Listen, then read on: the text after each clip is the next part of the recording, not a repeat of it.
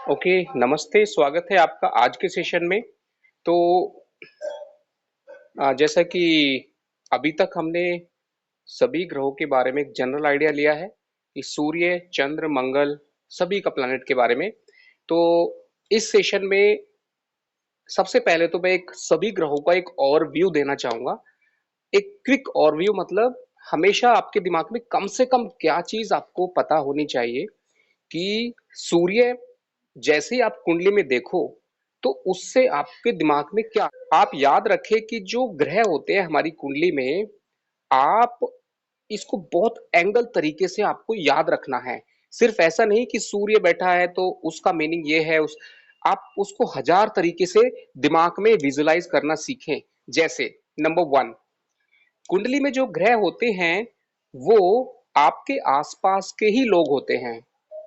आप जीवन में चाहे आपका फैमिली है, चाहे आपका ऑफिस है, चाहे आपका कहीं भी जाते हैं, चाहे आप ट्रैवल करते हैं, सफर करते हैं, तो हर जगह आपके जो प्लैनेट हैं कुंडली में वो असल में तीन फॉर्म में आपके आसपास हमेशा रहते हैं। लोगों के फॉर्म में means people around you are actually nothing but the reflection of your horoscope. समझिए कि आपके लगन में शुक्र है, तो शुक्र अच्छा अगर बैठा होगा तो ऐसे लोग अट्रैक्ट होंगे आपकी लाइफ में जो कि आपके शुक्र को फीड करेंगे, जो शुक्र को उस तरह से करेंगे। शुक्र वीक होगा तो उसी तरह के लोग आएंगे। अगर कुंडली में लगन में मंगल है, समझ लीजिए, तो मंगल का मतलब है कि एक इंसान बहुत एक्टिव है, फ्रैंक है, एनर्जेटिक है। और मंगल का position first house, fourth, seventh, eight, twelfth, in जो पोजीशन मैंने बताई हैं, यहाँ पर जब भी मंगल होगा वो इंसान के पर्सनालिटी पर मंगल का इफेक्ट सबसे ज्यादा डालता है, इसलिए ऐसे लोगों को मांगलिक कहते हैं। अब समझिए कि जो इंसान के लगन में मंगल है या मांगलिक इफेक्ट है, उसकी नेचर ऐसी होगी, उसको लोग भी ऐसे मिलेंगे लाइफ में। कैसे? नंबर वन, मंगल इंसान को मतलब ऊर्जावान बनाता है, डिजायर, वो कम टाइम में ज्यादा काम करना चाहेगा। वो इंसान दिल से इतना जल्दी नहीं सोचेगा बट पहले कर देगा। He will do action before thinking. He will not think too much, just do it. यानी कि action before thinking is Mars. Okay, तो क्या होगा कि ऐसे ही लोग उसको मिलेंगे ज्यादा। कैसे? इसका इसका मीनिंग ये भी है कि उसको जो भी लोग मिलेंगे वो लोग जब भी उसके कांटेक्ट में आएंगे तो वहां पर उस मंगल की वजह से सामने वाले के मंगल को एक्टिवेशन हो जाएगा। एक एग्जांपल देता हूं। जैसे अगर एक मांगलिक व्यक्ति है तो वो जिससे भी मिलेगा उसकी कुंडली के मंगल की वजह से सभी के मंगल पर उसका प्रभाव पड़ेगा। इसका एक मतलब ये भी है कि आपकी कुंडली के जो ग्रह ग्रह हैं वो आपके आसपास की एनवायरनमेंट पर, लोगों पर डायरेक्टली असर डालते हैं और आप भी वैसे ही लोगों को अट्रैक्ट करते हैं। या समझिए कि जैसे भी लोग आपके कांटेक्ट में आएंगे उनका बिहेवियर का वो रूप आपके सामने आएगा जो आपके मंगल की वजह से या आपके ग्रहों की वजह से है। तो ये एक छोटी सी बात है but it is very important. इसका एग्जांपल देना चाहूंगा। जैसे कि मैंने मंगल का बताया, तो जो इंसान लड़ाई करता है सबसे, तो उसके सामने वो अच्छे लोग भी उससे लड़ाई करना शुरू कर देंगे। जो इंसान अच्छे से प्यार से बात करता है तो गुस्से वाले लोग भी उससे प्यार से बात करना शुरू कर देंगे। मतलब जैसे आप हो वैसे ही एनवायरनमेंट आपके चारों तरफ चलता है। इसको प्रेडिक्शन में, कुंडली के एनालिसिस में आप इस्तेमाल कर सकते हैं। आप किसी के बारे में जब भी बताएं तो आप सीधे बिहेवियर के मामले में या फिर नॉर्मल इस चीज को एक अच्छे से याद रखें कि किसी भी इंसान की कुंडली में सबसे नंबर वन टॉप प्रायोरिटी पे क्या है, वो है उसका बिहेवियर। तो बिहेवियर की वजह से आप स्ट्रेट वे क्लियरली आप किसी इंसान को जज कर सकते हैं, एनालिसिस कर सकते हैं, प्रेडिक्शन कर सकते हैं। तो मैंने बता दिया कि जो भी प्लैनेट हैं वो सारे आपके आसपास के लोगों के कारक हैं। चाहे आपकी फैमिली ले लीजिए या आपका ऑफिस या फिर कुछ भी है। दूसरा पॉइंट क्या है, आपको वैसी चीजें खाने पीने में भी और वैसी चीजें जैसा भी प्लैनेट है उस तरह से अट्रैक्शन मिलेगा आपको ऑटोमेटिकली। उसके बाद अभी मैं आपको स्ट्रेट वे सभी प्लैनेट का ओवरव्यू बता देता हूँ। प्रेडिक्शन वाला पॉइंट मैंने एक जनरल वे बताया है, बट अब ओवरव्यू में ये बताऊंगा कि सूर्य जब भी आप देखें कुंडली में, आप इतना समझ ले कि जब भी इंसान पर इमरजेंसी आती है, जब भी इंसान पर बड़ी प्रॉब्लम आती है, तभी सूर्य का योगदान है। दूसरा योगदान सूर्य का है जब मंथली प्रेडिक्शन हमें करना हो, क्योंकि सूर्य एक राशि में एक महीना रहता है और एक दिन में 1 डिग्री चलता है। तो हर महीने यानी कि 14 जनवरी से 14 फरवरी मकर राशि में है, ये सबको पता है क्योंकि मकर संक्रांति होती है। आप इसे कैलकुलेट कर सकते हैं कि 14 फरवरी से 14 जन से 14 फेब मकर, 14 फेब से 14 मार्च कुंभ, इस तरह से आप पता लगा सकते हैं। अब इस बात में इतना समझ ले कि सूर्य कुंडली में जहां भी होगा वो नंबर वन पे तो इमरजेंसी में आपको सपोर्ट करेगा, स्ट्रांग है तो जब भी प्रॉब्लम आएगी आपकी विल पावर वहां पे एक्शन में आ जाएगी। जनरली जैसे कि राजा होता है, वो छोटी छोटी प्रॉब्लम्स, छोटी छोटी चीजों में ज्यादा इंटरेस्ट नहीं लेता। जब जिंदगी की बड़ी प्रॉब्लम्स आते हैं वहां पर सूर्य काम करता है। दूसरा सूर्य कहां पर करता है, जो आपका बोन्स है, अगर आपके अंदर विल पावर स्ट्रांग है तो आपकी हड्डियां भी मजबूत होंगी। ओके, तो इसलिए कभी भी देखेंगे कि अगर किसी इंसान का सूर्य कमजोर है तो बोन्स का प्रॉब्लम होगा। तीसरा, सूर्य जहां भी होगा अगर वो स्ट्रांग है तो क्या करेगा कि आपका जो बिहेवियर है वो बड़े लोगों के साथ अच्छा बनाएगा। आप हमेशा रेस्पेक्ट देना और रेस्पेक्ट लेना, इस चीज में बहुत इंटरेस्टेड होगी। ओके, तो ये सिंपल सी चीजें हैं सूर्य के बारे में। और सूर्य का मैं फटाफट और बता देता हूँ कि सूर्य की वजह से आपकी आंखें, मतलब अगर सूर्य पावरफुल है, प्रोमिनेंट है, लगन में है और लगने से उसका कनेक्शन है तो आंखें बड़ी होंगी, माथा थोड़ा बड़ा होगा, बोलने में थोड़ा सा प्राइड होगा, मतलब एक राजा की तरह बोलना होगा, दिखने में पसंद, मीन्स उसको लगेगा कि he should feel proud when he is there in a group. So ये सूर्य की बातें हैं। स्ट्रेट वे चंद्र की बातें करते हैं। कुंडली में चंद्रमा है, आपकी इमोशनली कनेक्शन को बताता है। जहां भी बैठा होगा उस भाव के अंदर आपके विचार अटैचमेंट फीलिंग कराएगा। लगन में होगा तो आपकी बॉडी जो है इमोशनली हमेशा अफेक्ट हो जाएगी।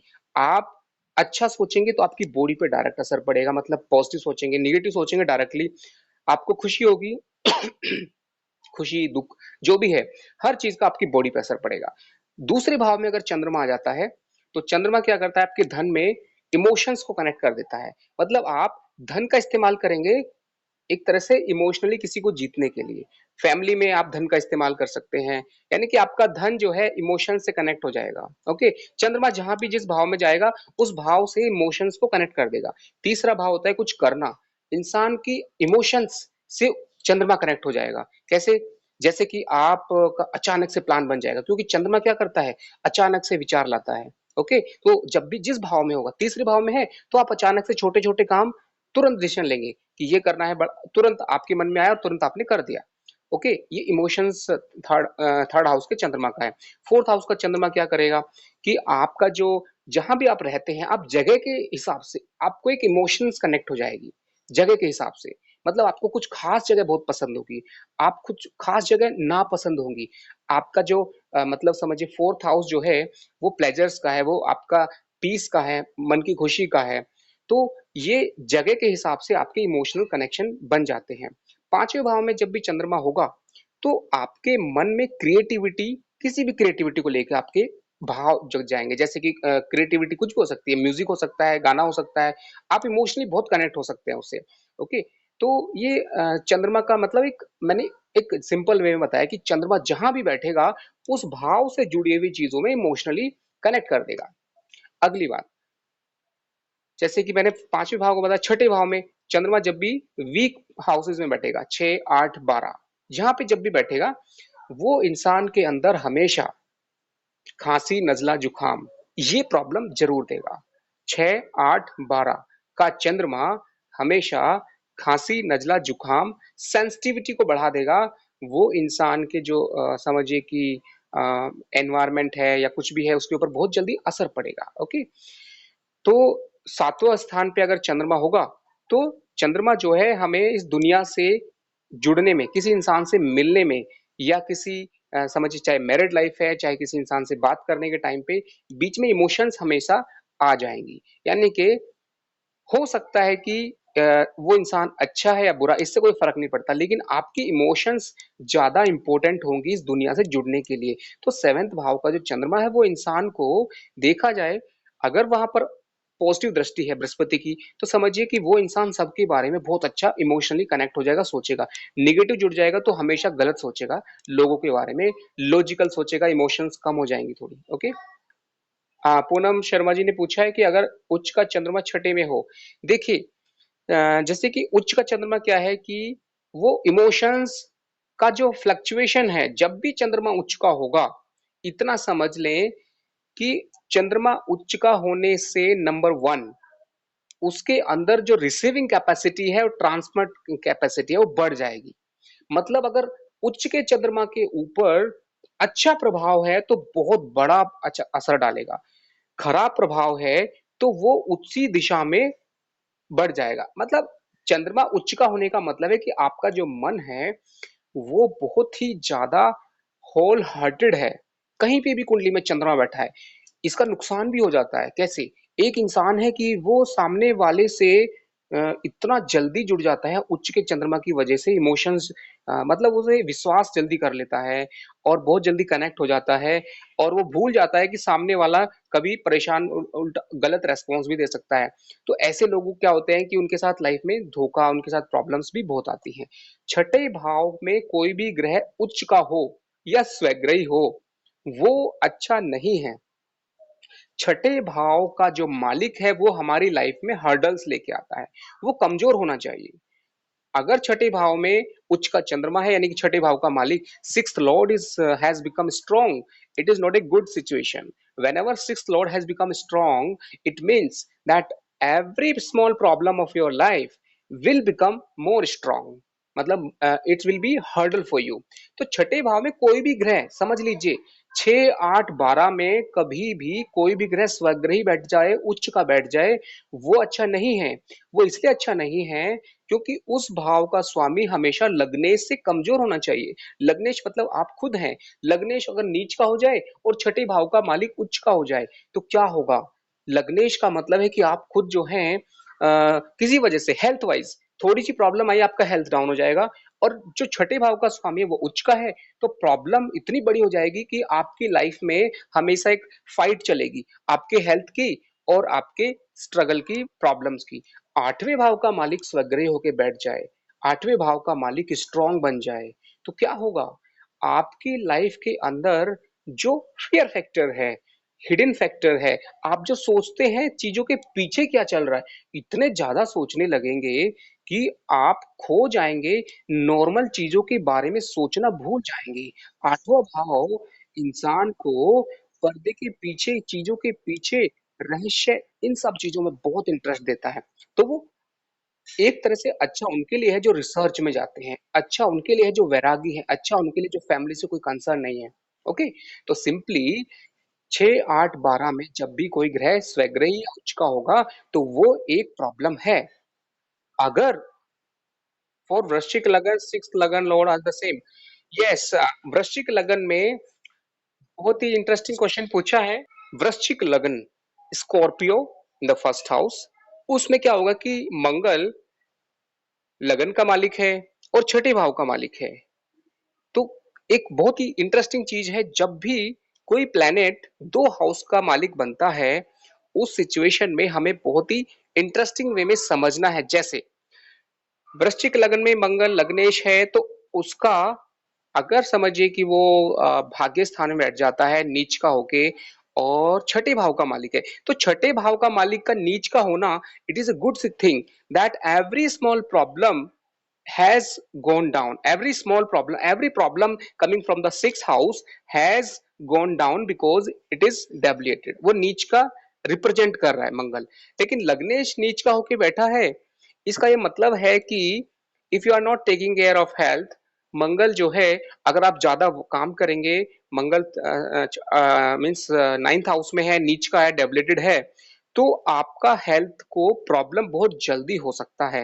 मंगल का पोजीशन बहुत अच्छा है, वो वहां पर आपको नाइन्थ हाउस से रिलेटेड चीजों में लेके जाएगा, बट एज ए लग्नेश हमें कई एंगल से देखना है कि एक ही प्लैनेट का रोल अलग अलग है। छठे भाव का मालिक बन के नीच का बनता है, उसको आप इंडिपेंडेंटली सोच लें। लग्नेश बन के नीच का बनता है, उसको एकदम इंडिपेंडेंटली सोच लें। उसके बाद नाइन्थ भाव में बैठ जाना, नाइन्थ भाव में कभी भी लग्नेश बैठता है, it is very good situation. The person will always be interested in learning higher things, he will be always interesting not the traditional issues but out of tradition, like तो हटके सीखना, क्योंकि मंगल क्या करता है, लीक से हटके राहु की तरह कुछ करना चाहता है। मंगल के अंदर डिजायर है, क्योंकि नॉर्मल ट्रेडिशन वाली चीजों को बहुत जल्दी बोर होने लगता है। Any person who is having Mars in the ninth house, so तो इसका मतलब है कि नाइन्थ हाउस से जुड़े हुए फल मिलेंगे। तो कुल मिला के कोई भी प्लैनेट अगर दो भाव का मालिक बनता है तो उसको इंडिपेंडेंटली आपको एनालिसिस करना है, अलग अलग करना पड़ेगा। You have to do independent analysis. Okay, now coming to the next point कि मैंने बताया था कि चंद्रमा जहां होगा वो बताया। उसके बाद मंगल, मंगल क्या करता है कि कुंडली खुद, देखिए लग्नेश का सप्तम में बैठना और सप्तमेश का लगन में बैठना, ये दोनों में क्या फर्क है। किसी भी भाव का मालिक, नाइन्थ भाव का मालिक लगन में बैठना या लग्नेश का नाइन्थ में बैठना ये इंटरेस्टिंग चीजें हैं। तो लग्नेश का जब बैठता है, लग्नेश जहां भी बैठता है, इसका मतलब है कि वो इंसान का जो गति है इस लाइफ में, उसका जो इंटरेस्ट है, जैसे कि कहते हैं कि मुल्ला की दौड़ मस्जिद तक, लग्नेश सप्तम में आ गया है। तो ये याद रखें कि लग्नेश का मतलब होता है जिंदगी का purpose, purpose of life is decided by the लग्न लॉर्ड। लग्नेश लगन में बैठा है तो फिजिकल पर्पज बहुत बड़ा बन जाता है उसका लाइफ का। धन में बैठता है तो खाने पीने की चीजों में, धन में, फैमिली में, इन चीजों में पूरा लाइफ चला जाएगा। सप्तम में बैठता है तो इंसान को दुनिया में बहुत इंटरेस्ट आता है, उसका पार्टनरशिप या नए लोगों से मिलना, ये सारी चीजें। तो लग्नेश का सप्तम में बैठना और अष्टम भाव का मालिक होके बैठना, तो अष्टम भाव का मतलब है सीक्रेट थिंग्स या फिर कुछ भी चीज का हिडन टैलेंट जिसको हम बोल सकते हैं। आठवां भाव होता है ट्रांसफॉर्मेशन का। तो अगर ये प्लैनेट अच्छा है तो ये इंसान लग्नेश और अष्टमेश होकर सप्तम में बैठता है तो लगन को तो देखता है, इसका मतलब है कि उसको क्लियरली मालूम है क्या सही है क्या गलत है related to his health, his personality, his mistakes. जब भी लग्नेश स्ट्रांग बनता है या लगन को देखता है तो इंसान को खुद के बारे में, क्योंकि वो लगन को देख रहा है, लगन यानी कि जैसे कि घर का मालिक घर को सामने से देख रहा है, it means he is aware, कुछ भी होता है हर चीज का उसे पता चल रहा है। तो लगने सप्तम में बैठ रहा है मीन्स उसको लगन से जुड़ी हुई चीजें बहुत स्ट्रांग रहेंगी लाइफ में, जैसे जैसे उसकी एज बढ़ेगी तो लगन का रिलेटेड चीजें स्ट्रांग होंगी। और इसका मतलब क्या है, लगन का मतलब सिर्फ शरीर से नहीं है, लगन का मतलब है लाइफ के सारे फैक्टर। कभी भी हम लगन का लगन को सोचते हैं तो लगन इज नॉट ओनली बॉडी, लगन का मतलब है जिंदगी का हर फैक्टर। आप कुछ भी करते हैं उसकी शुरुआत लगन है। इसका मतलब हुआ कि लगने जब सप्तम में बैठता है तो इंसान जब भी कुछ काम करेगा हर काम में उसको स्पष्ट रूप से पता होगा शुरुआत कैसे करनी है, कोई काम को इनिशिएट कैसे करना है, या फिर उससे रिलेटेड जो स्टार्टिंग है, क्योंकि लगन is the starting of everything. इसीलिए अष्टम भाव का मालिक भी बना हुआ है। तो बहुत इंटरेस्टिंग चीज है, मंगल का मतलब है योद्धा, एक योद्धा जो कि फिजिकली स्ट्रांग होके जंग लड़ता है। और अष्टम भाव का मतलब है रणनीति, स्ट्रेटेजी बनाना, यानी कि कहीं पे अगर हमें तिकड़म भी इस्तेमाल करनी पड़े, डिप्लोमेटिक बनना पड़े, चालाकी के हिसाब से चलना पड़े, तो ऐसा इंसान बहुत ही ज्यादा लाइफ में जो पाना चाहेगा या रिलेशनशिप के मामले में, हर चीज के मामले में उसको फायदा रहेगा। लेकिन यही मंगल की पर अगर शनि की दृष्टि हो जाए या लगन पर शनि, तो वो दूसरा काम स्टार्ट हो जाएगा वहां पे। तो यहाँ पे मैं सिर्फ मंगल की बात कर रहा हूँ। इसीलिए हमेशा याद रखें कि मंगल मेष राशि में मतलब मेष लगन के लिए सप्तम में बैठना बहुत ही अच्छा है। किस चीज के लिए, नंबर वन इज वो इंसान लाइफ में लोगों के बारे में सीक्रेट जानना, लोगों के बारे में उसको बहुत इंटरेस्ट रहेगा, क्योंकि वो आठवें भाव का मालिक भी बना हुआ है। और एक ऐसा योद्धा है मंगल, मेष और वृश्चिक का मालिक इसलिए बोला जाता है क्योंकि जंग जीतने के लिए हमें फिजिकल स्ट्रेंथ भी चाहिए।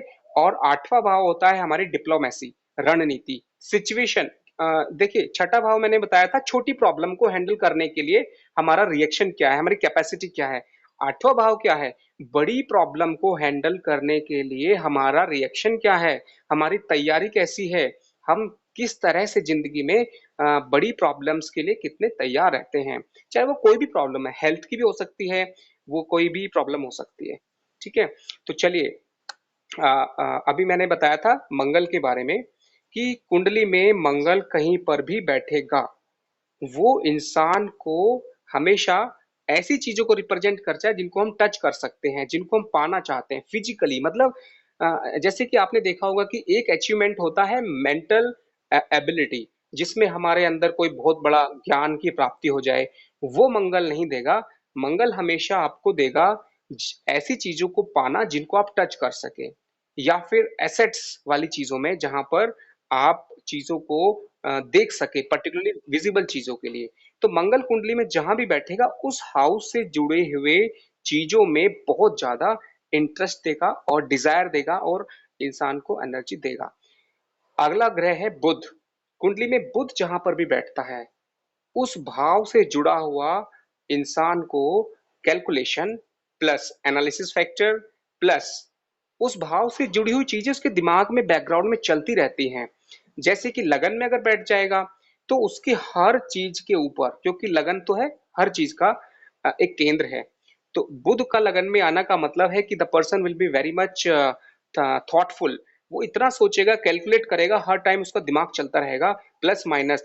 बुध का मतलब है बनिया, तो यानी कि उस तरह से सोचना कि इसमें मेरा फायदा है, नुकसान है, मैं ऐसे करूं, प्लानिंग करना, ये बहुत ज्यादा सोचेगा हर चीज में। दूसरे भाव में जब बुध आएगा तो इंसान को इंटरेस्ट दिलाएगा कि वो परिवार के अंदर धन के मामले में, या फिर वो कैसे बोलता है, कैसे चलना है, कैसे खाना है, उसके आसपास की चीजें। Because second house is environment around you, वो आपका फेस भी है, आपका एनवायरमेंट भी है।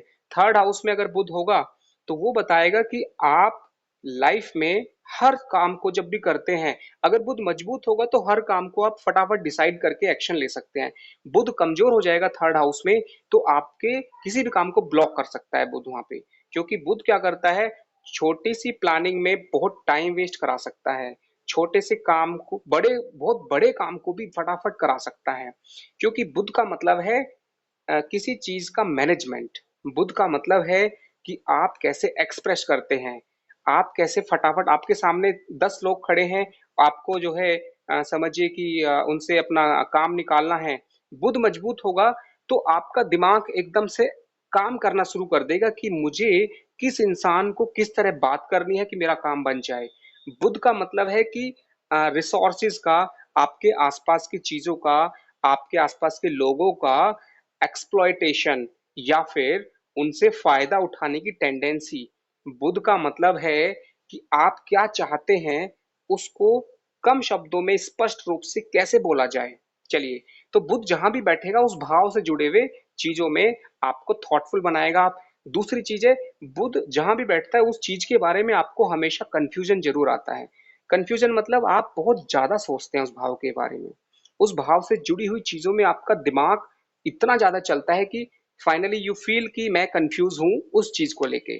अगर कोई आदमी पूछे कि इंसान को कंफ्यूजन सबसे ज्यादा किस चीज के लिए आता है, तो कंफ्यूजन आता है जहां पर भी बुध बैठ जाता है। क्योंकि उस भाव से जुड़े हुए प्लानिंग प्रोसेस एंड एवरीथिंग वो चलता ही रहता है उसका। बृहस्पति जहां भी बैठ जाएगा कुंडली में, नंबर वन, वो हीलिंग भी करेगा सूर्य की तरह, वो इमोशनली कनेक्शन भी बनाएगा क्योंकि वो उच्च का है कर्क में। वो साथ में ब्लेसिंग भी देगा, वो साथ में प्रॉब्लम को सॉल्व भी करेगा, वो साथ में आपको जो है एक तरह से समझिए कि उस जगह की वजह से पॉजिटिविटी बहुत अच्छा फैक्टर देगा, एक प्रोटेक्शन देता है। बृहस्पति का सबसे अच्छी बात है, लगन में बैठेगा तो जिंदगी के ऊपर ही असर डाल देगा। Full life is coloured with Jupiter. मतलब लकीली आपको अच्छे लोग मिलेंगे, लकीली आपको संतान से फायदा होगा, लकीली हर चीज का मतलब ओवरऑल बृहस्पति लगन में बैठ के हर चीज के ऊपर रिजल्ट अच्छा देता है। दूसरे भाव में बैठेगा तो आपके परिवार के ऊपर कभी भी प्रॉब्लम आएगी वो बचाना शुरू करेगा। तीसरे भाव में बैठेगा आपके भाई बहनों के ऊपर एक प्रोटेक्शन देगा। चौथे भाव में बैठेगा, माता के ऊपर प्रोटेक्शन रहेगी, आपके इमोशंस के ऊपर प्रोटेक्शन रहेगी, कुछ भी प्रॉब्लम आएगी तो आपको मदद मिलेगी वहां पे।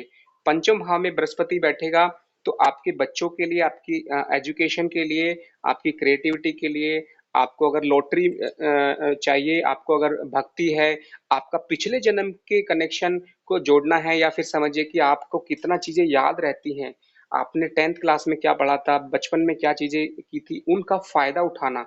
बहुत लोग आपने देखा होगा कि बहुत मेहनत करते हैं, बहुत पढ़ाई की, लेकिन एकदम जॉब किसी और फील्ड में चली गई, उसका प्रॉब्लम होती है फिफ्थ हाउस प्रॉब्लम। जी Neha ji, please ask.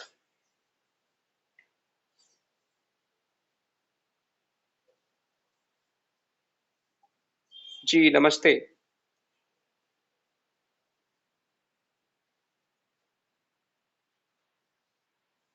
Ji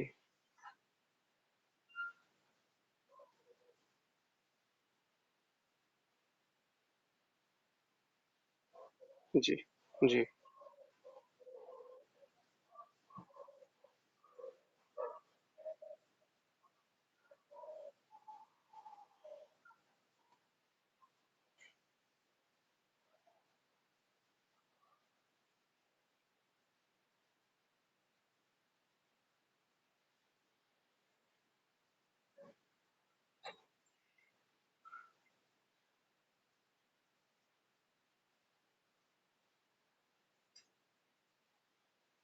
okay, बहुत अच्छा क्वेश्चन है।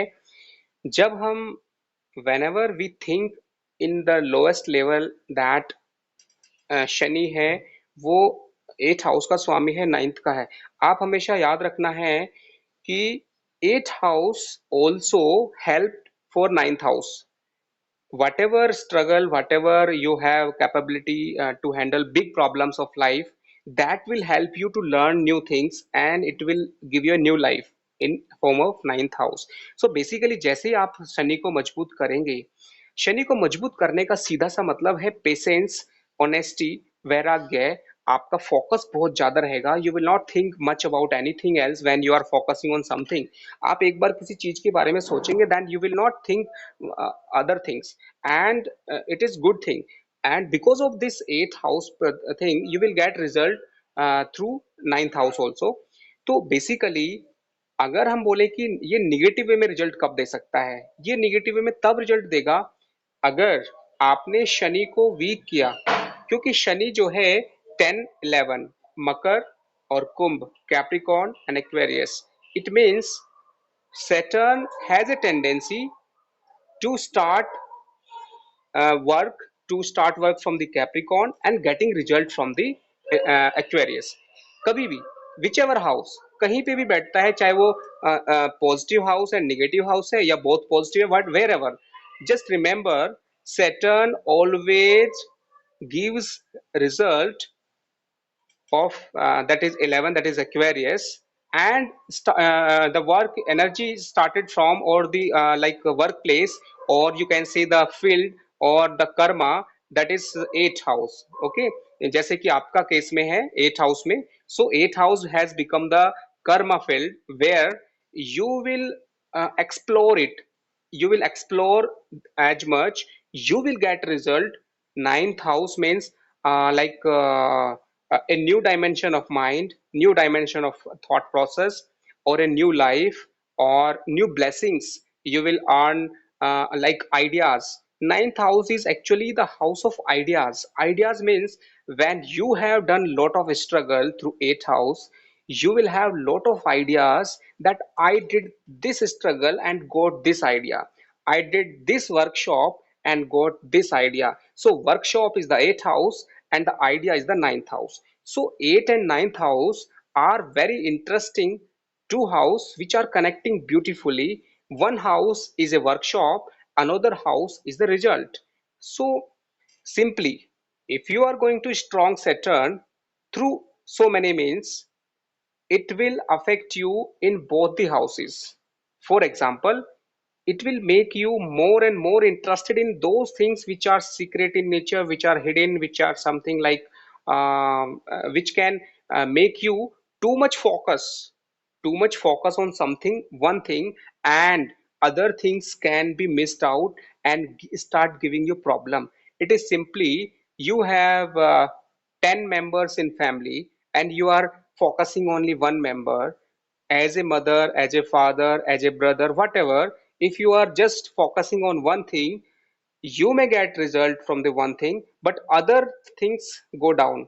So you have to understand what is your aim, what is your purpose. If you are really interested to get result from the eighth house, if you are really interested, not interested, then you have to think that you should not use the power of Saturn. So actually the planets in your horoscope are the weapons, are the tools, are the mediums through which you can explore anything, whichever. So these all the planets are actually your weapons.